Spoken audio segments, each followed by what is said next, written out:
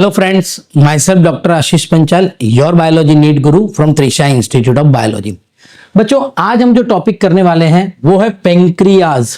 Pancreas gland, chemical control and the coordination chapter में बेटा हमने ऑलरेडी थायराइड पढ़ा, पैराथायराइड पढ़ा, एड्रिनल ग्लैंड पढ़ा।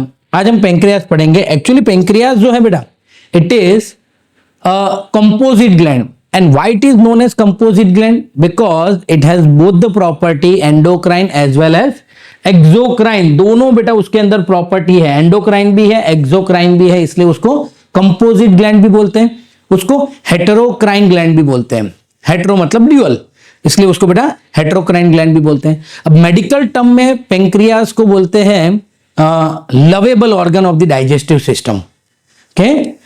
डाइजेस्टिव सिस्टम का लवेबल ऑर्गन है। क्यों? क्योंकि आप देखो कि डाइजेस्टिव सिस्टम में पेंक्रियाज होता कहां है। ये आपको डियोडेनम दिख रहा है बेटा, ये डियोडेनम है, उसके साथ ये पेंक्रियाज है। यानी ऐसे डाइजेस्टिव सिस्टम है, ये डियोडेनम है, उसके साथ पेंक्रियाज है। तो ऐसा बोल सकते हैं कि वो डाइजेस्टिव सिस्टम की बाहों में है, इसीलिए उसको लवेबल ऑर्गन बोलते हैं डाइजेस्टिव सिस्टम का। देखो पेंक्रियाज बेटा it is present at the upper, it is present at the upper abdomen behind the stomach. Stomach के पीछे से बेटा वो बाहर निकलता है। Structure composite gland act as endocrine and exocrine both. बेटा वो एंडोक्राइन और एक्सोक्राइन दोनों तरह काम करता है। तो लोकेशन कहां है बेटा? अपर एब्डोमेन में, स्टमक के पीछे, ऐसे डियोडेनम से बेटा वो निकलता है। कंपोजिट ग्लैंड है, उसके अंदर एंडोक्राइन पार्ट भी है और एक्सोक्राइन पार्ट भी है। अब देखें इन एंडोक्राइन पार्ट, अगर ये पेंक्रियाज है बेटा उसका सेक्शन लूं तो मुझे क्या दिखेगा?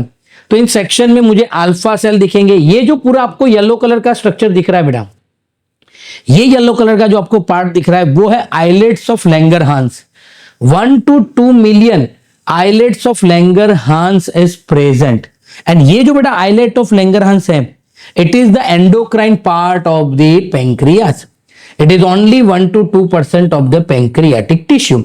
यानी बेटा टोटल जो पेंक्रियाटिक टिश्यू होता है उसमें से 1 से 2% ही एंडोक्राइन पार्ट है।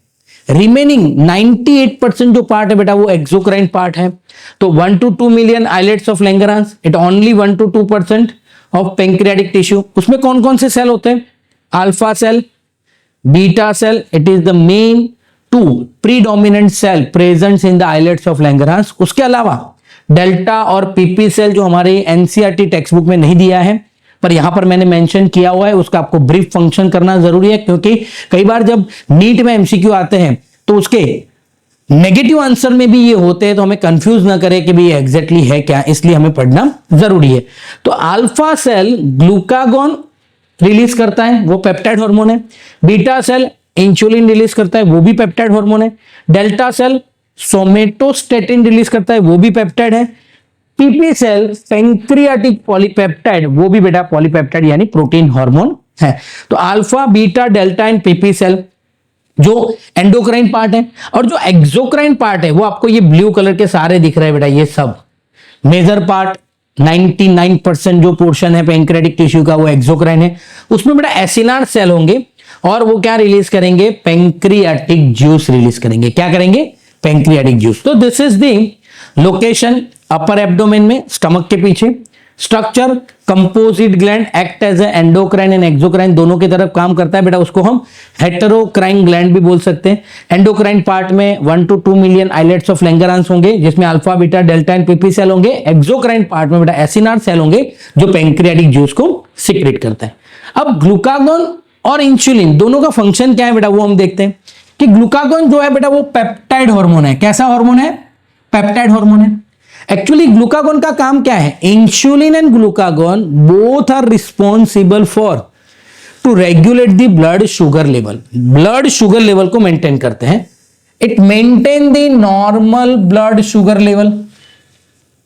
अब ग्लूकागॉन करता क्या है बेटा? एक्चुअली जब भी ब्लड में शुगर लेवल कम हो जाए तो ग्लूकागॉन का काम है उसको इंक्रीज करके उसको रेगुलराइज करना।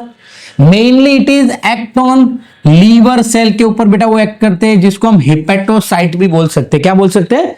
Hepatocyte. And stimulate the glycogenolysis. देखो बेटा, ग्लाइकोजिनोलाइसिस, जब भी बेटा लाइसिस आता है तब उसका मतलब क्या होगा? ब्रेक डाउन करना। तो ग्लाइकोजिनोलाइसिस मतलब break down of glycogen and convert into glucose. याद रखना बेटा, break down of glycogen and convert into glucose, ये कौन करता है? ग्लूकागॉन लीवर सेल में ग्लाइकोजन को ब्रेक डाउन करके ग्लूकोज में कन्वर्ट करता है। उसका मतलब क्या हुआ बेटा? ब्लड में शुगर बढ़ेगा, ग्लूकोज बढ़ा। Second, increase the blood sugar level, जिसके लिए हम उसको हाइपरग्लाइसेमिया बोलते हैं। दूसरा बेटा वो क्या करता है? Stimulate the gluconeogenesis. ग्लूको मतलब ग्लूकोज, जेनेसिस मतलब सिंथेसिस, पर नियो बीच में आ गया। देखो ये ग्लूको, ये जेनेसिस, बीच में क्या आ गया बेटा? नियो।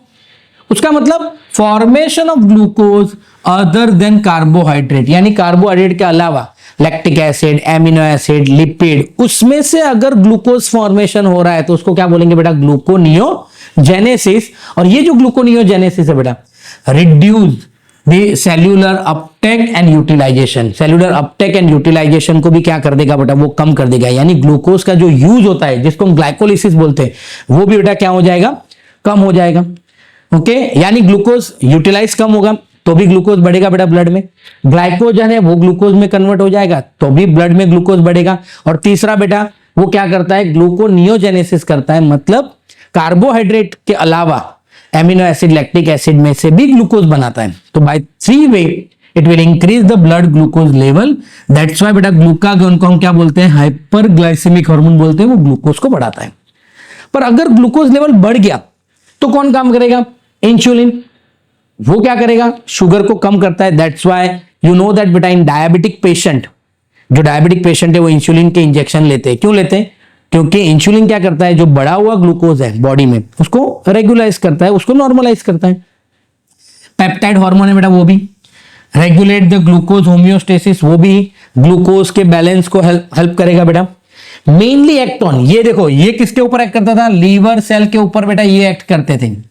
ये कहां एक्ट करेंगे? हिपेटोसाइट, यानी लीवर सेल एंड एडिपोसाइट्स दोनों के ऊपर बेटा ये एक्ट करेंगे। एडिपोसाइट्स एंड हिपेटोसाइट्स दोनों के ऊपर बेटा ये एक्ट करेंगे। And enhance the cellular glucose Uptake, यानी याद रखना बेटा लीवर और एडिपोसाइट्स में ये क्या करेंगे? ग्लूकोज अपटेक को एनहांस कर देंगे, ग्लूकोज यूटिलाइजेशन को बढ़ा देंगे, यूटिलाइजेशन बढ़ा देंगे। मतलब rapid movement of glucose from blood to tissue, यानी ब्लड में से बेटा ग्लूकोज जो है वो टिश्यू के अंदर रैपिड फास्ट मूवमेंट होगा। फटाफट ग्लूकोज कहां चले जाएगा? टिश्यू के अंदर। और टिश्यू के अंदर जाके वो ग्लूकोज ज्यादा यूटिलाइज होंगे। जितना ग्लूकोज यूटिलाइज होगा तो ब्लड में उतना ग्लूकोज क्या हो गया बेटा? कम हो गया। Decrease the blood sugar level and it is known as the hypoglycaemia. यहां पर एक करेक्शन आएगा बेटा, hypoglycaemia. Okay, it cause the hypoglycaemia.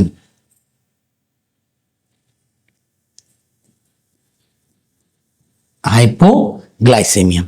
Also it stimulate the glucose to glycogen, यानी बेटा ऑल्सो ये क्या करता है? ग्लूकोज को ग्लाइकोजन में कन्वर्ट करता है, जिसको हम बोलते हैं ग्लाइकोजेनेसिस। क्या बोलेंगे बेटा उसको? ग्लाइकोजेनेसिस बोलेंगे। ओके, अब देखो ये क्या करता था? ग्लाइकोजन में से ग्लूकोज, क्योंकि उसको ग्लूकोज को बढ़ाना था, इसको ग्लूकोज को कम करना है, तो ये ग्लूकोज को ग्लाइकोजन में कन्वर्ट करेगा। यानी दोनों का एक दूसरे से क्या है? अपोजिट एक्शन हुआ। तो now it is converted into glucose to glycogen, that is known as glycogenesis. That's why बेटा इंसुलिन जो है वो हाइपर ग्लाइसेमिक, सॉरी दोनों जगह मैंने यहां गलती कर दिया है, यहां आ जाएगा बेटा हाइपोग्लाइसेमिक।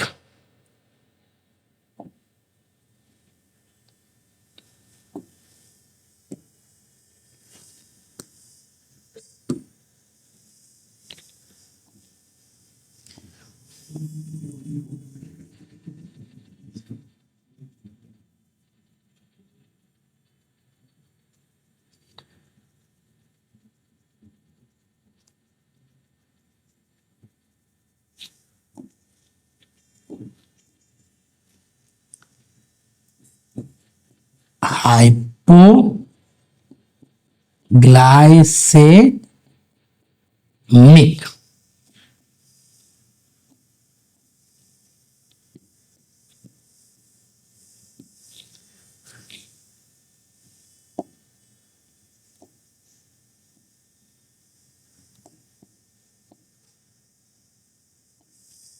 Hypoglycaemic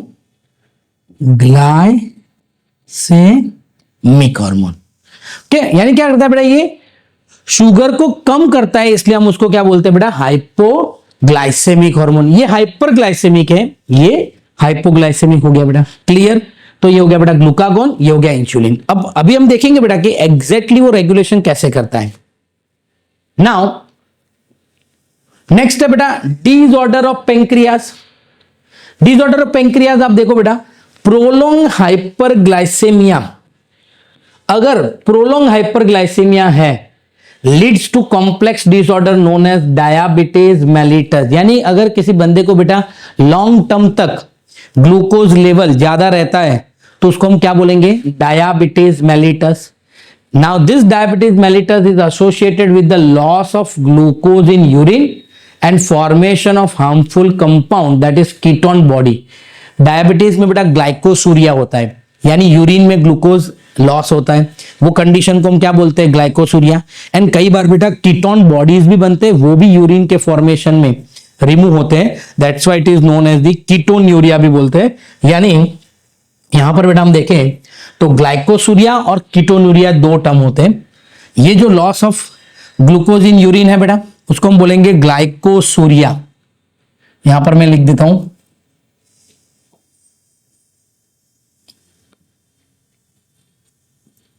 glycosuria. और जो कीटोन बॉडीज निकलते हैं बेटा, उसको हम यहां लिख देते हैं कीटोन्यूरिया। के यानी बेटा लॉन्ग टर्म अगर ग्लूकोज ब्लड में ज्यादा रहा बेटा, वो कंडीशन को हम डायबिटीज मेलिटस बोलेंगे। And it is characterized by glycosuria and ketonuria. Glycosuria का मतलब है बेटा loss of glucose in the urine, ketonuria मतलब loss of ketone, ketone bodies form होते हैं, that is harmful to our body. Diabetic patient treated with the insulin. Diabetic patient को हम कैसे ट्रीट करते हैं, इंसुलिन के, क्योंकि इंसुलिन क्या करता है, शुगर को कम करता है। डायबिटीज में एक्चुअली क्या हुआ है, शुगर बढ़ गया है। अब देखो टाइप 2 डायबिटीज, दो टाइप के डायबिटीज है बेटा, टाइप ऑफ डायबिटीज, एक है बेटा टाइप 1 डायबिटीज और दूसरा है टाइप 2 डायबिटीज। अब दोनों में डिफरेंस क्या है, IDDM insulin dependent diabetes mellitus, ये इंसुलिन के ऊपर डिपेंड है। NIDDM non insulin dependent diabetes mellitus, दोनों में डिफरेंस क्या है बेटा, एक है इंसुलिन डिपेंडेंट है, दूसरा है इंसुलिन नॉन डिपेंडेंट। इसका मतलब क्या हुआ, occur at the time of birth, type 1 होता है बेटा वो जुवेनाइल भी होता है, बर्थ से होता है।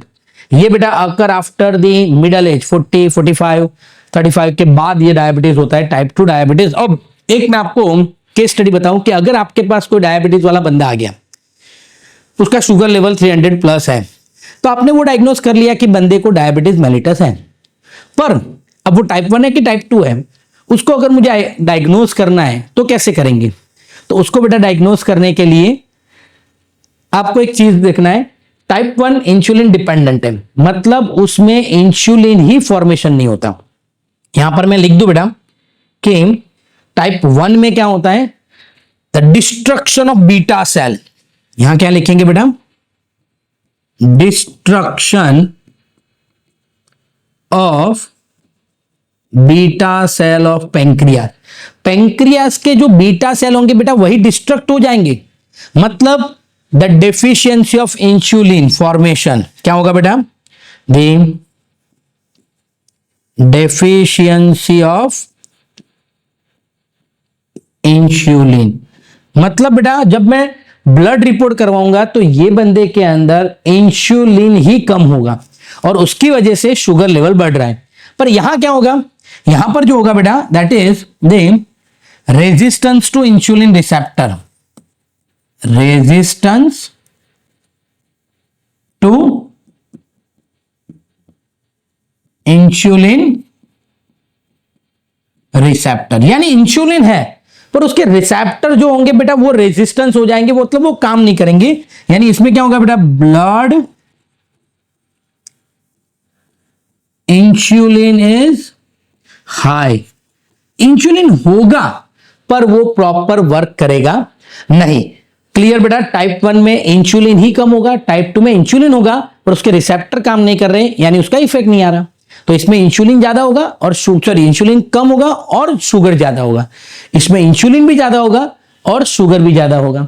यानी ये पेशेंट को हमें बाहर से इंसुलिन देना पड़ता है और ये पेशेंट को बेटा हम ड्रग देते हैं जिसकी वजह से इंसुलिन जो रिसेप्टर है वो एक्टिवेट हो और वो डायबिटीज ट्रीट करने में हेल्प करे और द शुगर यूटिलाइजेशन में हेल्प करे।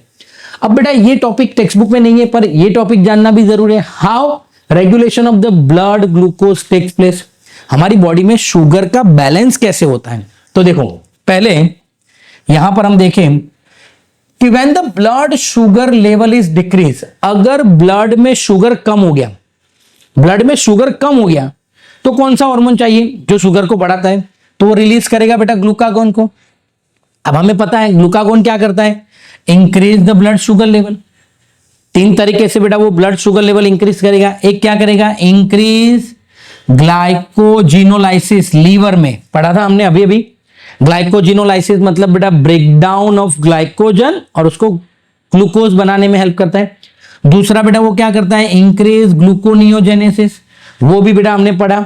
वो क्या करता है, formation of glucose other than the carbohydrate. और तीसरा बेटा वो क्या करता है, यूटिलाइजेशन एंड अपटेक जो है बेटा उसको डिक्रीज कर देता है, ग्लाइकोलिसिस को डिक्रीज कर देता है। तो by this 3 way the glucagon increase the blood sugar level. एक ग्लाइकोजन को ग्लूकोज में कन्वर्ट करेगा, दूसरा बेटा अदर देन कार्बोहाइड्रेट में से ग्लूकोज बनाएगा और तीसरा जो ग्लूकोज बन रहा है उसका यूटिलाइजेशन कम कर देगा।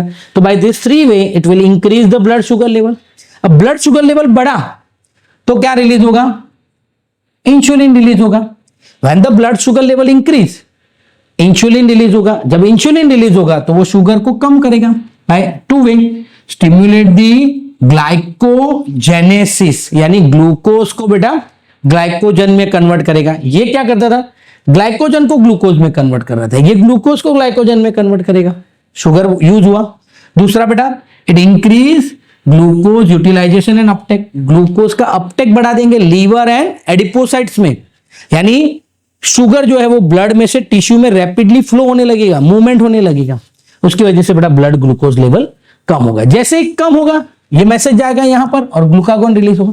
तो ऐसे बेटा ये कम होगा तो ग्लूकागोन रिलीज होके ग्लूकागोन रिलीज होके शुगर बढ़ेगा तो इंसुलिन रिलीज होके शुगर कम करेगा। तो दोनों हार्मोन हमारी बॉडी में क्या करते हैं बेटा, ब्लड ग्लूकोज लेवल को मेंटेन करते हैं। क्लियर के, तो ये हो गया बेटा पेंक्रियाज। क्लियर, पेंक्रियाज में बेटा हमने जो ब्रीफ में आपको बता दूं कि लोकेशन कहां है, तो upper abdomen behind the stomach, composite gland है, एंडोक्राइन एक्सोक्राइन दोनों है, alpha beta delta and PP cell है। डेल्टा सेल में से जो सोमेस्टोटेटिन रिलीज होता है वो ग्रोथ हार्मोन को कम करता है बेटा। और पेंक्रियाटिक पॉलीपेप्टाइड है बेटा, वो पेंक्रियाटिक जूस के सिक्रीशन को कम करता है। एक्सोक्राइन पार्ट में बेटा एसिनार सेल है और जो एसिनार सेल होते हैं बेटा वो पेंक्रियाटिक जूस को रिलीज करते हैं। ग्लूकागोन का फंक्शन, इंसुलिन का फंक्शन, अगर वो भी हमें ब्रीफ में देखना है बेटा तो हम यहां से देखते हैं। ग्लूकागोन इस तरीके से शुगर को बढ़ाता है, इंसुलिन इस तरीके से शुगर को कम करता है और दोनों एक दूसरे के साथ मिलके ग्लूकोज का बैलेंस करते हैं। अगर ट्रीट नहीं किया और प्रोलॉन्ग हाइपरग्लाइसेमिया हुआ बेटा तो उसको हम डायबिटीज मेलिटस बोलते हैं, कैरेक्टराइज बाय ग्लाइकोसूरिया। यूरिन में ग्लूकोज लॉस होगा, कीटोन बॉडीज बनेंगे। ट्रीटमेंट के लिए क्या चाहिए बेटा, इंसुलिन। डायबिटीज है उसके 2 टाइप है, NIDDM, IDDDM। IDDDM insulin dependent है और ये इंसुलिन इंडिपेंडेंट है। क्लियर बेटा, अगर आपको हमारे ये वीडियो लेक्चर पसंद आ रहे हैं तो प्लीज ये वीडियो को लाइक कीजिए और कमेंट में आपके डाउट लिखना मत भूलिए। और अगर आपको ऐसे ही वीडियो चाहिए और आप अपनी नीट और बोर्ड की प्रिपरेशन को बेहतर बनाना चाहते हैं तो प्लीज हमारी चैनल को सब्सक्राइब कीजिए और बेल आइकन को प्रेस करना मत भूलिए। Thank you, have a good day.